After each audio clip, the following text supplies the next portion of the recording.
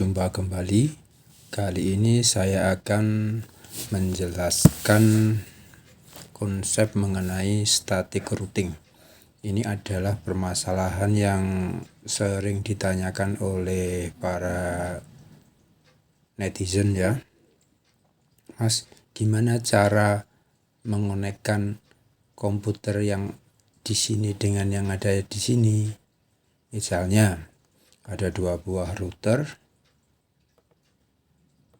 yang terhubung dengan IP 10.10.10.2, yang satunya 10.10.10.3. Kemudian komputer yang di sini mempunyai IP di segmen 192.168.2 titik sekian, dan yang di sini 3 titik sekian. Kadang-kadang banyak orang yang bertanya, Mas, gimana cara agar bisa ngeping ke sini atau bisa saling terhubung? Atau sebaliknya, dari yang komputer ini terhubung ke komputer ini. Nah, ini sebenarnya adalah konsep dasar dari static routing. Di sini kita tidak bicarakan masalah NAT ya. Kalau di NAT sebenarnya selesai, cuman kita di sini bicara masalah static routing. Bagaimana caranya? Oke, sekarang kita setting dulu di router nomor 1.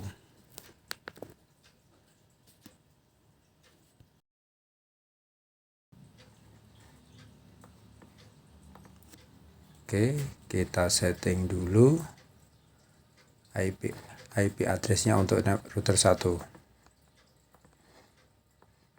IP address-nya adalah 10.10.10.2/24 untuk Ether 1. Maaf.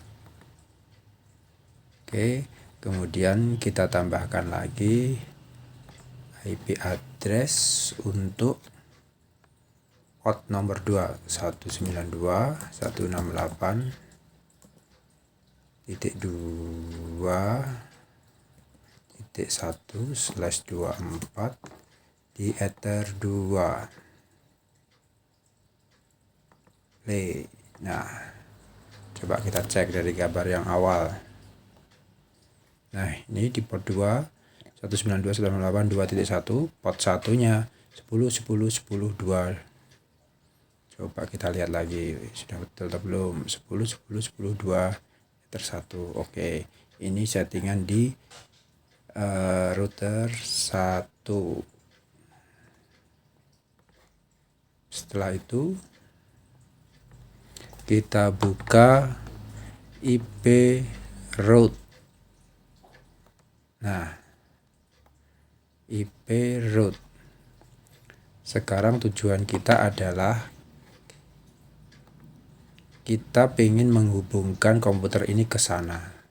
Jadi komputer ini bertanya ke router ini tentang alamatnya ini.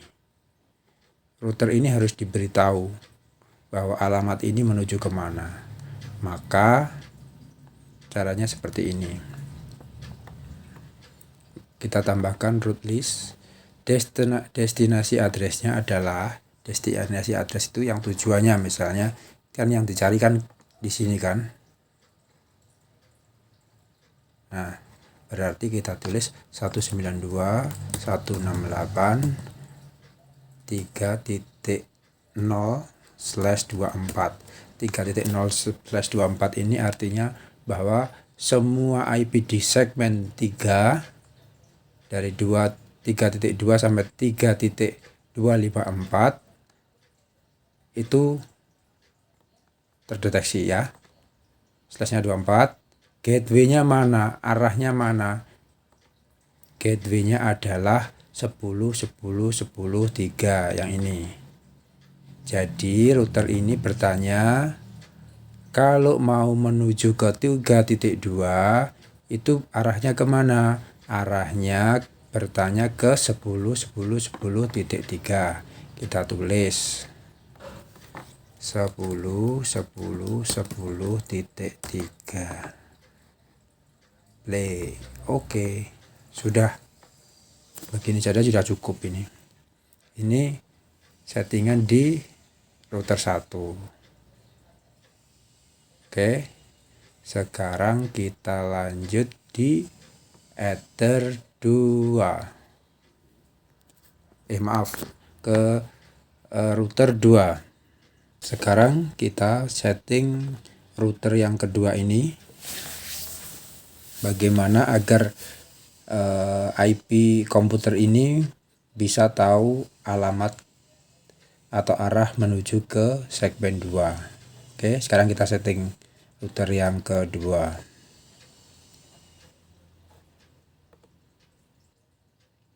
Kita setting IP dulu. Saya menggunakan grafik aja biar jelas. IP address saya tambahkan. Alamatnya IP berapa? Kita lihat lagi. Nah, 10.3 ya.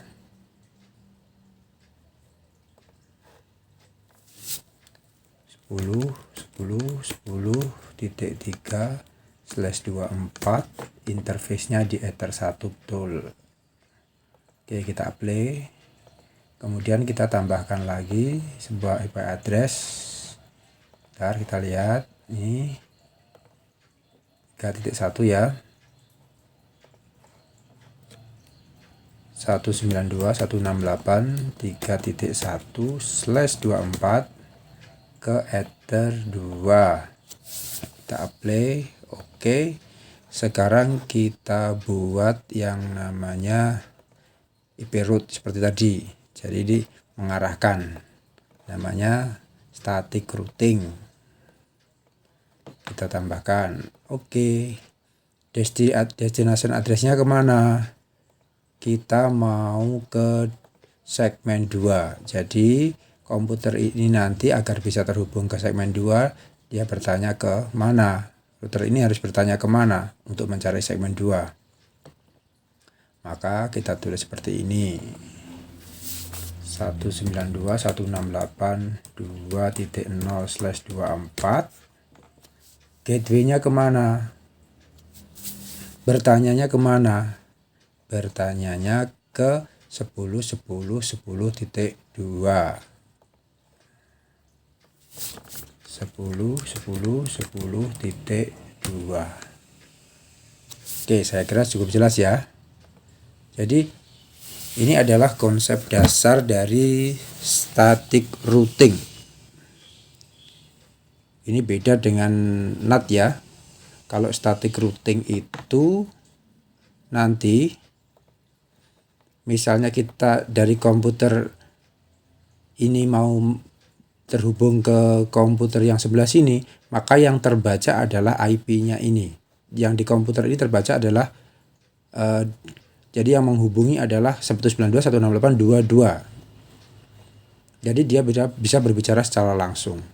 Tetapi kalau kita menggunakan NAT di router ini menggunakan NAT, kalau komputer ini menghubungi komputer yang sebelah sini, yang terbaca bukan IP 22 melainkan 10.10.2.